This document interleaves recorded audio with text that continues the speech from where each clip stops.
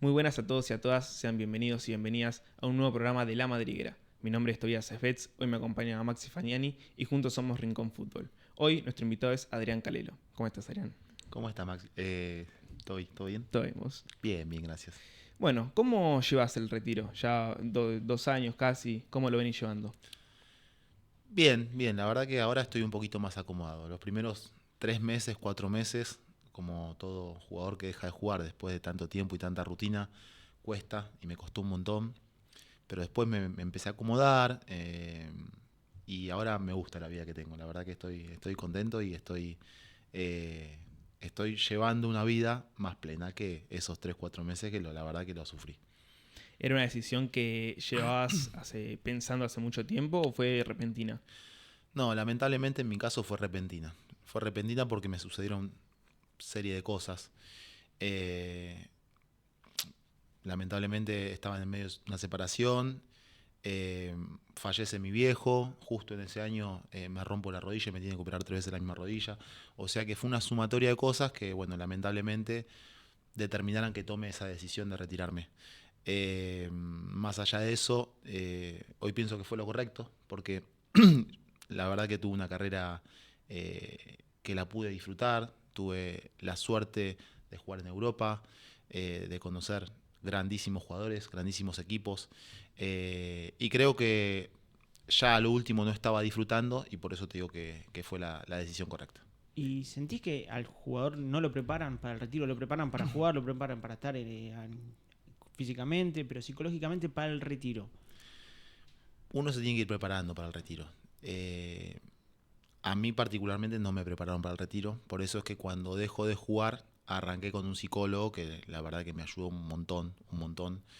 Y es una herramienta que, como bien lo decís, Maxi, tendría que estar dentro del fútbol, porque al jugador lo preparan para un montón de cosas, lo forman como persona, lo ponen para competir, te preparan para competir como un coche de carrera, pero después no te preparan para el retiro, que es al fin. Y al fin de cabo, nosotros nos terminamos retirando, ¿no? Muy jóvenes, todavía queda muchísima vida, muchísimo por aprender, muchísimo por hacer. Y sería bueno, es una herramienta que me gustaría que se implementara en el fútbol, porque la verdad que uno se tiene que preparar para el retiro también. Me interesa mucho esto que decís de que el futbolista cuando se retira todavía le queda mucho por hacer. Algunos van por ser directores técnicos, otros ligados también al fútbol como dirigentes y demás. Vos, ¿por dónde llevas tu vida ahora? Bueno, mira, yo ahora de momento estoy desocupado, estoy con algunos proyectos en la cabeza, que en breve los voy, ojalá los pueda ejecutar. Sí me preparé porque terminé el curso de técnico. El año pasado también terminé el curso de director deportivo. Quiero seguir afiliado al fútbol porque la verdad que es un mundo eh, que uno creció, lo mamó de chico y conoce mucho de ese mundo. Así que quiero seguir ligado al mundo del fútbol. Así que seguramente en breve voy a meterme en algunas de estas cuestiones. Eh, Así que, como te digo, sigo tratando de aprender, de formarme como para el día de mañana, estar capacitado para alguna tarea y seguir laburando ligado al fútbol. También estás en el tema de los videojuegos, ¿o no? También estoy en el video sí, sí, estoy en el tema de los videojuegos, pero es más lo tomo como un hobby, no lo tomo como algo profesional, pero es algo que desde chico me gustó mucho. Sí, ¿Y sí. es una escapada a todas las presiones? Cuando sos chico, cuando arrancás a jugar, que tenés la presión del partido, todo, poder jugar un videojuego, sí. Pero yo sé que jugás a Age of Empires, Sí. juegazo, a punto aparte el juegazo. Pero te distrae la cabeza, te hace ver otras cosas, decís, bueno, me relajo, es mi momento, puedo poner la cabeza en cero. Mira, en mi caso me ayudó un montón el juego. Yo juego a Age of Empires desde que tengo 14 años, la época que había cibers. Venía en CD. ¿Cómo? Venía en CD. Venía en CD, olvídate. Y Sí. también jugaba al Counter-Strike en ese momento. Y la verdad que cuando yo dejé de jugar, también estuve antes de arrancar el psicólogo, me acuerdo que esos 3, 4 meses que fueron difíciles, estuve con ataques de pánico, estrés. Y en ese momento en donde me costaba respirar y más, por ahí me levantaba a las 3 de la mañana y me iba y me jugaba a la computadora. Y era como un escape para mí, porque metía la cabeza ahí, focalizaba y por lo menos me sacaba del momento, ¿no? La verdad que en mi caso me ayudó un montón, me sigue ayudando porque sigo jugando, compito en torneos, me hace sentirme útil para eso y es algo que me apasiona y me gusta mucho. ¿Llegaste a ser uno de los mejores de la Argentina en el juego o eso es mentira? No, de los mejores no. Sí estoy dentro del lote de los 8 mejores. De hecho, la semana pasada me tocó jugar un torneo importante. Y bueno, creo que en cuartos de final perdí. Entre justamente los primeros 8 me tocó jugar contra el número 2 de acá de Argentina, que se llama, bueno, el Nick Escapoch.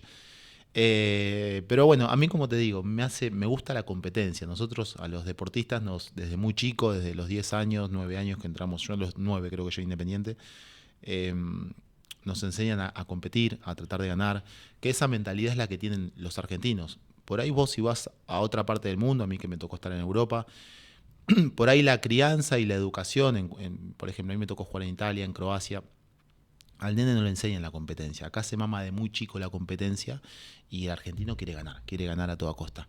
Y es algo que a mí me gusta. A mí cuando me va a ver más gente a la cancha, a mí me motiva. Es algo que me gusta, me apasiona. Así que con el Age me pasa eso, que compito, que me gusta jugar contra los mejores, contra gente que se dedica a eso y eso me hace sentir vivo. Recién decías que vos jugás desde muy chico, casi en paralelo con tu carrera como jugador. ¿Un futbolista tiene tiempo para ese tipo de cosas? En el sentido de, obviamente, tiempo de descanso y de relajación, sí. Pero con la cabeza, digo, piensa en futbolista y dice, bueno, tienen que concentrar, tienen que entrenar, tienen que estar analizando los partidos. ¿Tiene tiempo el futbolista? Tiempo de jugar sí tiene el futbolista. Lo que no sé si se puede meter de lleno como se meten los profesionales del juego de Age of Empires. Los profesionales del juego se meten de lleno, analizan civilizaciones, analizan las metodologías, las actualizaciones. En mi caso, que yo era futbolista, que me tocaba estar afuera, mi vida se basaba en ir, entrenar a la mañana, que entrenaba a la mañana, después descansar, una buena siesta, la idea era comer sano, comer bien. Y después a la tarde, entre las 6, las 8 de la noche, te daba tiempo para jugar un rato y para despejar la cabeza también, que creo que ese era el fin mío, ¿no? Despejar un poco la cabeza de lo que son las presiones del fútbol, que conllevan, ¿no? Porque la verdad que el futbolista vive bastante presionado. Lo que sí que muchas veces notaba yo, que al tener el cansancio físico y mental, muchas veces en la computadora repercutía y uno trataba de dar lo mejor, pero estaba un poco cansado. Pero creo que se complementan bien las dos cosas si no son extremas. O sea, si me quedo jugando todo el día a la computadora es malo y si entreno todo el día es malo. Creo que en su dosis justa creo que todo es bueno. Metiéndonos un poco en esto que decías de la salud mental y demás, vos tuviste una carrera muy amplia, jugaste muchos años, incluso también desde que decías que entraste Independiente a los 9 años. ¿Cómo crees que si cambió o no cambió respecto a la presión sobre los futbolistas en cuanto a los dirigentes, en cuanto al hincha, a lo largo del tiempo? ¿Cambió? ¿Hay menos presión sobre los futbolistas? Yo creo que cada vez hay más presión. Y bueno, lo vivo con mi hijo. Mi hijo tiene 10 años. A los 4 años él me lo vino a buscar para que juegue en Lanús. 4 años estoy hablando antes. Yo te dije que entré a los 9. A los 9 creo que había sido uno de los primeros de la categoría. Yo soy categoría 87. Creo que había sido uno de los primeros que entré con Hernán Fredes. Y era chico en ese momento yo. Hoy en día, a los 6 años ya están en clubes. Los chicos que juegan bien ya están en los clubes. Los capta Boca, River, Independiente, el que sea. Y ya los capta. Y los chicos hoy vienen con una formación más temprana. Y el que entra a los 10 a jugar al fútbol ya está grande. Es hasta ilógico a veces porque siguen siendo nenes. Yo creo que las presiones hoy en día son mayores porque las necesidades también son mayores. Las necesidades a nivel deportivo y también a nivel económico. Que bueno, acá en Argentina los clubes necesitan vender para subsistir, para tener una economía mejor, para poder comprar jugadores. Y eso, necesitan formar a los chicos cada vez más chicos y que debuten más jóvenes en primera división. Entonces va todo de la mano, pero a mi entender las presiones son mayores para los chicos porque hay la necesidad de formarlos antes, de que debuten antes. Y los chicos son chicos, necesitan procesos, necesitan también gente que lo acompañe, idónea, necesitan un montón de cosas que es tiempo, proceso, trabajo, educación, un montón de cosas que, bueno, lamentablemente a veces faltan esas herramientas acá en Argentina. Por eso te digo que desde mi punto de vista hoy las presiones son mayores. ¿Y conciencia hay? Porque, por ejemplo, yo ayer veía, después del partido de Huracán, que se le preguntaba a la gente cómo veían el tema de San Lorenzo, si les daba pena o no pena el tema de todos los problemas que hay con el presidente, con Moretti. Se le preguntaba qué opinaban, si les daba pena, si les alegraba. Y había muchas opiniones variadas. Gente que sí, gente que no. Está bien, estamos hablando acá en el caso de los futbolistas, de la presión de los futbolistas. Ujú. ¿Hay conciencia de parte de la gente o no? Y muchas veces no, lamentablemente. Y eso es algo que habla de nuestra sociedad, de la educación. A mí, yo muchas veces escucho y veo cómo se maneja la gente, lo que opina. Hay gente que lamentablemente se pone contento cuando al otro le va mal o fracasa. Y eso no es bueno. No es bueno. A ver, yo soy hincha de un club y es verdad, lógicamente, que a nivel deportivo me gustaría que mi club triunfe y el club contrario fracase. Pero eso es a nivel deportivo. Después son personas, son gente que trabaja y en el otro sentido tendría que ponerme contento si el otro club tiene orden. O sea, no sé si contento, pero por lo menos reconocer cuando el otro club hace las cosas bien, hace las cosas de manera derecha y el club responde. Yo la verdad que, por ejemplo, no soy hincha de River, pero la verdad que me gusta la metodología que viene teniendo River estos últimos años de cómo forma a los chicos, porque también voy al predio de Seiza, porque como te dije antes, mi hijo juega en contra River. Los nenes de River, por ejemplo, tienen 8 o 9 años y ya están con video analista.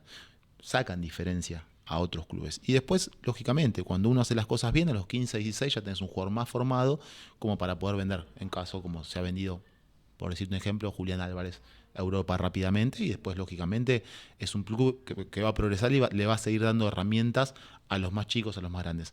Así que me extendí un poco, pero creo que a la sociedad nuestra, a la Argentina, le falta un poco de educación en cuanto a reconocer lo que está bien y lo que está mal. Y en la misma tesitura, porque vos decís River va bien y se lo ve. Vos lo ves la cancha, los dirigentes, cómo se manejan, todo. Y del otro lado está Independiente y San Lorenzo, Ujú. que están totalmente en lo opuesto. Vos ves a San Lorenzo ahora que capaz se queda sin presidente, Independiente los problemas que tuvo. ¿Eso también repercute en los más chiquitos? En los más chiquitos no, digamos, en todas las divisiones. Sí, repercute, por supuesto. Repercute a nivel de que cuando un club está ordenado, te puede dar un montón de herramientas. Y también pasa que cuando está desordenado, todo lo contrario, te da pocas herramientas. Y es una pena porque son clubes grandes. Me estás hablando de San Lorenzo, en este caso de Independiente, que son clubes que como han tenido tienen historia, tienen tantos miles de socios.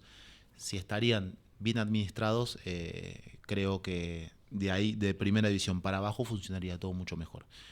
Ojalá se pueda volver a estructurar todo, como te digo yo, sacando de quién soy hincha, que yo soy hincha Independiente, lo digo públicamente, pero ojalá que los clubes de primera división se puedan ordenar mejor para que le den más herramientas a sus jugadores profesionales y a las divisiones inferiores. ¿Y este torneo de 30? ¿Ayuda a eso o medio que no? Eso es difícil meterse en ese terreno. Para mí son muchos equipos, desde mi punto de vista son muchos equipos. No ayuda porque el presupuesto hay que dividirlo en más equipos, el presupuesto para los equipos más grandes es menor, pero bueno, son decisiones que tenemos que aceptar. Siguiendo un poco con el tema de la presión desde los jugadores cuando son chicos todavía, a vos te tocó ir a Europa desde acá de Independiente, muy joven, 21 años. ¿Y Sí. cómo fue para vos esa experiencia? Encima a Croacia, que fue otro idioma, culturas completamente distintas. A vos personalmente, ¿cómo lo llevaste? Mira, me fue muy difícil. Llegar con 21 años, o sea, primero agradecido porque fue dar el salto a Europa con 21 años, que es muy difícil, muy difícil. La venta estaba destinada a la cancha Independiente, que en ese momento se estaba haciendo. Pero a mí, desde lo personal, yo me acuerdo que llegué en enero allá al Dinamo de Zagreb, llegué a Croacia, la ciudad de Zagreb, me llegaba la nieve por la rodilla. Yo nunca en mi vida creo que había visto la nieve 2 veces, creo. Hacía menos 10 grados. El idioma, yo hablaba inglés, o sea, dentro de todo me comunicaba en inglés, no era que era un profesional de inglés, pero me comunicaba. Ahí hablaba en idioma croato, o sea, completamente diferente.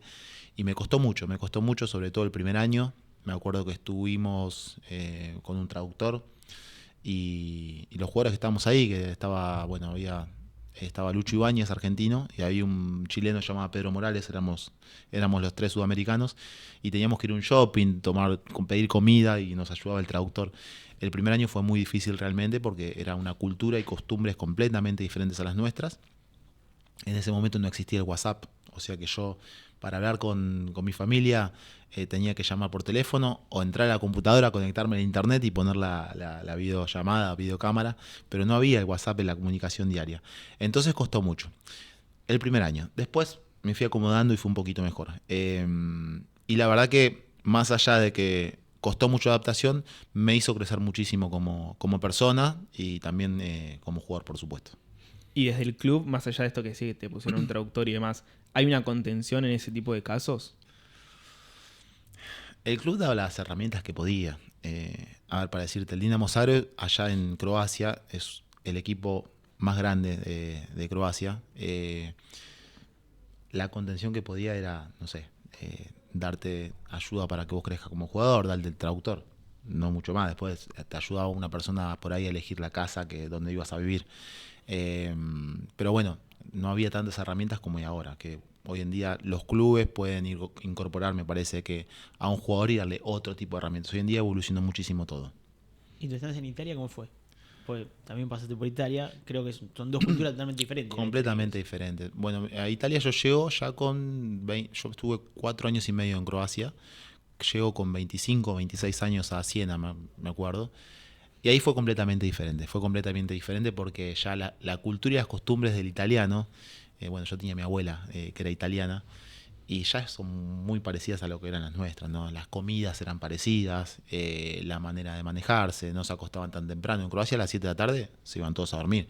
Yo nunca me dormía antes de las 10 y media, 11 de la noche, nunca creo. Y en Italia era la cultura y el idioma también, todo más sencillo, más parecido a lo nuestro, y también sumado a que yo ya venía 4 años de vivir en Croacia, que era difícil vivir en Croacia, y el clima también. El clima en Italia, si bien hay lugares que en el norte de Italia es un poco más fresco, había épocas del año en Italia que eran como las nuestras, como la acá de Argentina. Entonces cuando llegué a Italia creo que respiré un poquito más. Metiéndonos un poco en el terreno futbolístico, más precisamente, ¿cómo ves Independiente hoy? Bueno, Independiente viene yo te hablo de lo último, ¿no? Hasta el semestre pasado, la verdad que venía haciendo las cosas muy bien, con un técnico, con Bacari, con muchísima confianza, en donde había encontrado cierta estabilidad. Pero bueno, viste que en el fútbol de esto pasa, en el fútbol argentino pasa esto, que un día sos campeón y otro día peleas por el descenso. Es un fútbol que parece un electrocardiograma. Y después del torneo bueno que había hecho, se fue a Angulo, que era un jugador importante para Independiente. No sé por qué no se pudo reemplazar de la manera que se reemplazó. Hubo algunos intercambios con los dirigentes de palabra, de Bacari con los dirigentes. Y a raíz de eso el equipo empezó a jugar otra cosa. Este torneo Independiente no viene siendo para nada bueno, es la realidad. No se pudo encontrar nunca la continuidad que tuvo Independiente el torneo pasado. Y bueno, y ahora están en una etapa de recambio, en donde viene Quintero. Creo que asumía hoy o mañana, y le toca jugar el clásico. Así que bueno, esperemos que se vuelva a reestructurar, porque Independiente es un equipo muy grande. El contexto, por supuesto que hoy en día es negativo, porque el equipo no viene jugando a la altura de lo que el rojo merece. Pero yo estoy confiado que es un técnico con experiencia, que va a trabajar muy bien las divisiones juveniles, porque lo ha dicho. Y la verdad que estoy con confianza en que vuelva a enderezar el manubrio, y que bueno, que pueda volver a jugar por las copas internacionales, y que pueda a demostrar que Independiente es un equipo grande. Y lo que pasó Independiente con la U de Chile, ¿cómo lo viviste? Y el fallo al final, que fue polémico, la verdad. Triste, la verdad, con el fallo triste. A ver, la pelea la inició el otro equipo, eso fue muy claro. Y en caso que la Conmebol tome algún tipo de medidas, desde mi punto de vista, a ver, los dos equipos afuera tendría que haber quedado. De última. Pero lo que hicieron Independiente me parece que fue injusto completamente. como te digo, no querés hacer pasar a Independiente, que queden los dos afuera, porque la U arrancó todo el lío, todo el problema, empezó a hacer, había mucha gente amiga en la cancha de Independiente y nada, mandaban fotos de que le tiraban con encendedores, con monedas, mandaban fotos de monedas chilenas, mandaban ahí mandaron fotos de monedas chilenas como que le revoleaban cualquier cosa que tenían. Entonces, no es la primera vez tampoco que los hinchas de la U de Chile hacen esto. Entonces, visto esto, me parece que nada, se tendría que haber tomado otro tipo de decisión. ¿Y a Quilmes cómo lo ves? Quilmes también está pasando un momento difícil.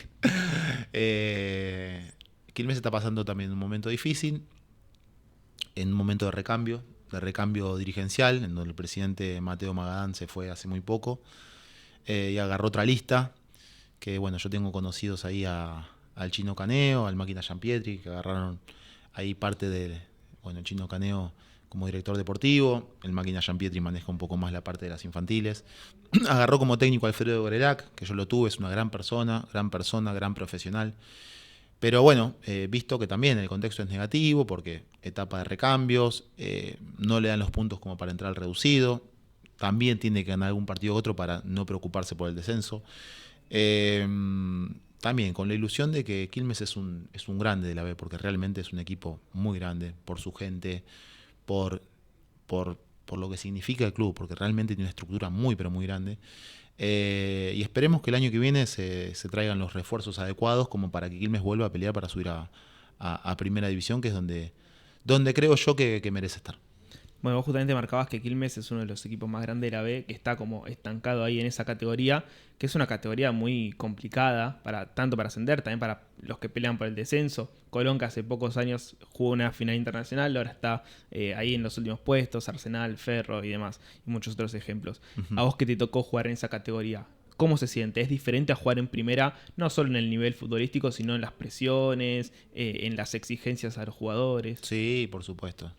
Es una categoría, parece otra liga, parece. Primero que, ya como lo hablamos antes, creo que con Maxi, que tenés que viajar muchísimo en esa categoría. A veces te toca jugar en Puerto Madryn, creo que dijimos, y después te toca jugar en Salta, en Jujuy. Después te vas a Mendoza el otro fin de semana. Es una categoría muy desgastante, muchísimos partidos. Primero jugás de local, después de visitante. O sea, es realmente desgastante. Muchos equipos y muy competitivo, realmente muy competitivo. Es una categoría muy dura que quizás se deja pegar un poquito más, porque también es una realidad. Y Quilmes, como te digo, tiene la obligación siempre uno juega con la obligación de saber que Quilmes tiene que pelear por el ascenso. Entonces, los que juegan esos equipos, como dijiste vos, sea San Martín de Tucumán, sea Ferro, equipos grandes de la categoría, tienen la obligación de pelear el campeonato. Y tenés que saber que cuando las cosas no estás bien y estás en mitad de tabla, estás en déficit con el club, con la gente, con lo que aspiraste a principio de año cuando realmente formaste los objetivos. Entonces, nada, es complicado, es una categoría complicada, pero va de la mano de cómo viene todo el fútbol argentino. O sea, como está el fútbol argentino, está hoy en día la B y de ahí para abajo, la B Metropolitana y todo lo que le sigue atrás. A vos te tocó jugar justamente la final que Quilmes perdió por el ascenso contra Barracas. ¿Cómo fue ese partido? ¿Y cómo fue el postpartido también? Bueno, la verdad que ese año fue muy bueno. Hicimos un campeonato muy bueno porque, como te digo, batallamos creo que 50 y pico de fechas, un montón de fechas, ida, vuelta y demás. Hicimos la semifinal contra Ferro, que fue de ida y vuelta, que ganamos con penales de Fede Anselmo y llegamos a la final contra Barracas. Y bueno, me acuerdo que la final fue en la cancha de Racing. Lo vimos todo, fue un partido muy cerrado, la final, un partido muy cerrado. Creo que tuvimos una oportunidad de gol cada uno, algo así fue muy cerrado el partido y nos tocó perder por penales. Tristeza porque uno después de tanto esfuerzo, de tanta ilusión y de tantas ganas, lógicamente quería poner al club en primera división. Pero bueno, no se dio. Me tocó ser el capitán de toda esa campaña y jugar creo que la mayoría de los partidos. Y siempre lo dije que feliz y orgulloso por el grupo que me tocó representar, porque fue un grupo que se brindó al máximo, qué sé yo, en ese momento estaba el Tanque Pavone, Agustín Basso, Pierre Barrios, bueno, muchísimos, Fede Anselmo, Martín Ortega, muchísimos, gente que todavía sigue vigente, sigue jugando, pero la verdad que teníamos al Colo Saba de técnico, que también dio lo mejor de él, y no alcanzó. Pero la verdad, con la tristeza te lo repito, con la tristeza de no haber ascendido, pero con la seguridad y tranquilidad de haberlo dado todo, porque se dio todo, y bueno, hay veces que cuando uno da todo y no se da, nada, no queda otra que seguir mirando para adelante y seguir caminando. ¿Cómo es la preparación para una final? ¿Cómo se preparan una semana antes? Con nervio, por lo menos con ansiedad, nervios, eso que te come. Creo que igual todas, porque me tocó jugar, creo que cuartos de final contra Morón, semifinal con Ferro, todas esos que era final, que sabes que es mata-mata, que si ganás seguís, si perdés te vas afuera. Son partidos especiales que uno se prepara a darlo todo, a dar lo mejor que tiene. Y creo que lo hicimos, la preparación fue la exacta. Pero a veces no alcanza, lamentablemente, ¿viste? Como te digo, nos quedó pendiente el ascenso, pero estoy seguro que, como te lo digo, en algún momento, acomodando algunas cuestiones, Quilmes es un equipo que tiene que volver a jugar a primera división y se tiene que mantener. ¿Cuánto hace que se mantiene Barraca ya en primera división? Bastante. Sí. Y ahora está, creo que si no vi mal, va peleando los primeros puestos, ¿no? Sí. Así que bueno, Quilmes tiene que intentar lograr hacerlo, porque tiene el ejemplo de Barracas, que subió, podía subir cualquiera de los dos, y Barracas se está sosteniendo y está haciendo un campeonato parejito en primera división. Jugaste con muchos jugadores, muchos. ¿Cuál fue el que más te sorprendió, que dijiste, miraste lo que es un monstruo? Sí, tuve la suerte de jugar con muchos jugadores, y el que más me sorprendió, el otro día me lo preguntaron en una peluquería, fue Ibrahimovic. Jugué en contra de Ibrahimovic cuando él estaba en el PSG, tenía 30 y pocos, y me sorprendió porque medía 2 metros, y vos ves a una persona de 2 metros y dices, bueno, es tosco. No, técnicamente era perfecto, era rápido, era fuerte, entendía el juego, hacía todo. Me sorprendió sobremanera, una cosa impresionante, jugaba a alta intensidad, todo. Me ha tocado también jugar contra Cristiano Ronaldo, enfrente a Messi, pero lo de Ibrahimovic para mí era sobrenatural, porque no daba lo que hacía con el físico que tenía, era un robot tremendo. Muy grandote. Muy grandote, sí. ¿Y compañeros tuyos? Paredes, Mandzukic, ¿cuál fue el que más gusto te dio compartir equipo y el que más te sorprendió también? Bueno, también tuve muchos, gracias a Dios. Mira, cuando llegué a primera división de Independiente, era el mejor momento del Rolfi, que venía de River, y el Rolfi estaba volando. El Rolfi hacía cosas que en ese momento tenía 27, 28 creo, y yo subía recién al plantel de primera división, tenía 17, 18 yo, y veía hacer cosas al Rolfi que no hacía nadie. Y me sorprendía, ¿no? Me sorprendía para bien.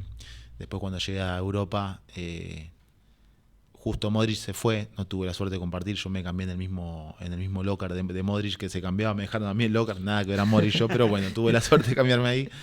Y sí, Mandzukic también, animal, entrenando. Llegué, lo primero que hizo Mandzukic también, grandote, 1.90, sacan del medio, me la dan, recién llegaba yo primer entrenamiento, viene y me mete una patada tremenda, ¿viste? Y le digo, ¿qué le pasa? ¿Te estás loco? Y después un loco, ¿viste? Y después me terminé llevando barro con el pibe, pero un loco de la guerra, ¿viste? Después me acuerdo que nos pusimos a jugar al PlayStation, que de ahí salía el PlayStation Internet, el juego de fútbol, el PES me parece que era, y yo le terminé instalando para que juegue en Internet, y terminamos jugando, justo vivía a la vuelta de mi casa y terminamos siendo súper amigos, ¿viste? Así que también jugué, pero el que más me sorprendió de todos es Lea Paredes, sin lugar a dudas, porque él llega al Chievo Verona con 17, 18 años, era muy chico. Él lo compra la Roma, lo compra Lea Paredes y lo cede la Roma porque no tiene un cupo. Lea no tenía pasaporte comunitario y lo cede al Chievo Verona para que lo tenga parado 6 meses. O sea, se lo cede, pero no para que no juegue y no compita, para que entrene y lo tenga ahí 6 meses. Y Lea tenía 17, 18, no me acuerdo. Y hacía cosas que eran de otro mundo. No, o sea, hacía fútbol en contra de este, jugaba el equipo titular contra el equipo suplente y las rompía todas, no se la podían sacar. En ese momento él jugaba de enganche, me apunta, no jugaba de 5 todavía. Y me acuerdo que los italianos decían, y al Chievo no le iba también, siempre peleaba por el descenso, por zafar, y llegaba la citación el fin de semana y a Lea no lo citaban porque no podía jugar, claro. ese es el convenio que tiene con la Roma. Y los jugadores de nuestro equipo decían, yo sí soy el técnico, dice, pongo a Paredes más 10, dice. Lo único que quiere es ponga a Paredes más 10, decía, que es un fenómeno era. Así que sí, era un fenómeno, ya desde chico técnicamente superdotado. Bueno, él después va al Empoli, ahí sí lo dejan jugar, la rompe toda y después va a la Roma y después, bueno, hace la carrera que hace. Pero de chico, técnicamente súper dotado. Después fue mejorando mucho lo físico, es verdad, porque era medio pachorra para correr, porque era enganche. Después se convirtió en número 5 y empezó a tener el sacrificio, la entrega, y hoy en día lo hace un jugador completísimo. A mí me encanta. Más allá de que sea mi amigo, creo que hablas con cualquier hincha de cualquier club y te dice, y la está rompiendo toda, porque la realidad. Está en el fútbol argentino, que es súper competitivo, y sigue marcando una gran diferencia. No hay un jugador como él en el fútbol argentino, ¿no? Algo parecido no hay. Y vino Di María, que ya está un poco más grande, es diferente tener. Di María es 88, tiene un año menos que yo, tiene 37. No es lo mismo tener 37 que 30. Di María, jerarquía, y para mí top también. Pero como tío, tiene 37, Lea todavía está muy vigente, tiene 30, todavía, si quiere jugar afuera, todavía le da a Lea para mí, en Europa, tranquilamente. Y sí, para mí hoy en día es el número 1 argentino. Y bueno, vos, más allá de todas estas cosas que decís de grandes jugadores con los que te tocó compartir equipo, también te llevaron a que vos cuando viniste a Argentina, cuando estuviste en Quilmes también en la B, fuiste referente de un plantel. ¿Cómo se siente eso? Ser el referente de un equipo, fuiste capitán en Quilmes. Sí. Y es importante tratar de... Primero energía, uno dedica energía, el rol del referente, y más allá de quien lleve la cinta, porque en ese momento creo que estábamos con el Tanque Pavone, que estuvimos bastantes años, y el Tanque es un gran capitán y un gran referente también por toda la experiencia que le ha vivido también.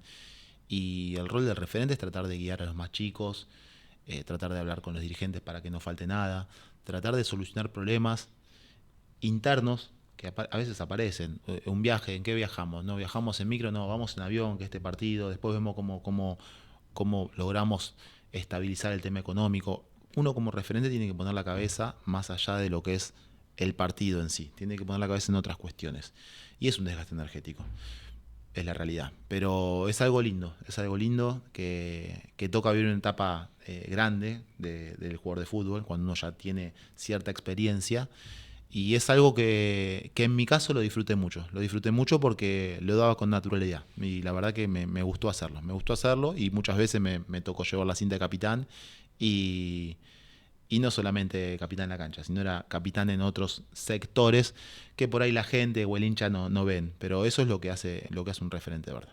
¿Qué sentís que te faltó en tu carrera? ¿Qué siento que me falta en la carrera? Nunca me lo puse a pensar. Creo que jugué todas las copas, que fue lo más importante. Me tocó jugar Sudamericana, Libertadores, Europa League y Champions League. Y bueno, nada. Tuve una carrera muy linda. Me tocó jugar en Europa. Quizás haber sostenido un poco más en Europa porque me volví muy joven. Ayer lo charlaba, creo que con mi vieja. Yo me volví 27, 28 años. La verdad que extrañaba mucho a la familia. Me había ido muy joven, me fui a los 21. Pero quizás haber estado un poquito más en Europa porque creo que me daba todavía el físico, la cabeza y demás. Pero volví por una decisión familiar, porque mi abuela en ese momento se enfermó y nada, quise volver para estar con la familia. Pero me hubiese gustado seguir un tiempito más en Europa. Ya para ir cerrando, sos joven, hace poco en una entrevista dijiste que no le cerrabas las puertas a volver a jugar. ¿Lo seguís manteniendo? Es verdad, hace poco lo dije. Estoy bien físicamente, la verdad que me siento bien físicamente. Ahora estoy compitiendo al pádel, estoy en peso. No le cierro las puertas. Es verdad, todavía tuve algunas propuestas que otras. La idea, sinceramente, es abocarme a otra parte del fútbol, como lo que hablamos al principio de la nota. Hice cursos y me estoy formando para eso, pero bueno, nada. Yo estoy abierto a todo. Dios dirá. Y si te tocase volver, ¿a dónde te gustaría? Eso es difícil. Puedes decir varios. ¿Puedes decir varios? Bueno, está bien, pero Independiente no estaría mal. Bueno, muchas gracias, Adrián. No, gracias a ustedes, les agradezco por la nota.